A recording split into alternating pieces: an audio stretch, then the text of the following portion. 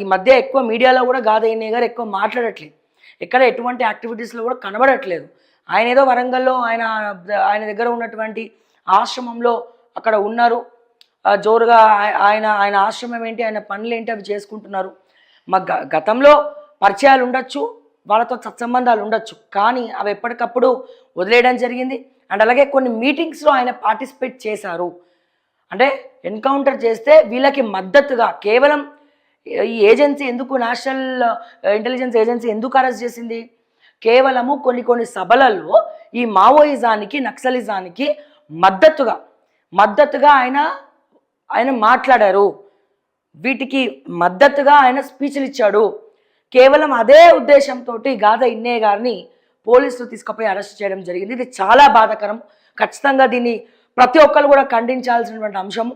కొద్దో గొప్ప ఎవరో ఇద్దరు ఉన్నారండి, వాళ్ళని కూడా మేము తీసుకుపోయి బొక్కలేస్తాము, మేమేం చేయము అనుకుంటే ఇక అది మీ పిచ్చితనం. ఇది అంటే వాక్ స్వేచ్ఛ, వాక్ స్వతంత్రం అనేది మన భారతదేశ రాజ్యాంగంలోనే రాసింది. సో డెఫినెట్గా మావోయిస్టులకు మద్దతుగా అంటే ఇది కరెక్ట్ కాదు అని మాట్లాడతారు. తీసుకుపోయి బొక్కలేస్తారా అండి, అరెస్ట్ చేస్తారా అండి కరెక్ట్ కాదని మాట్లాడితే? సో దయచేసి ఆలోచించుకోవాలి. గాదా ఇన్నయ్య లాంటి తెలంగాణ ఉద్యమకారులను అరెస్ట్ చేయడం అనేది సబబు కాదు. సో దానికి సంబంధించినటువంటి వార్త మనం చూద్దాం ఒకసారి.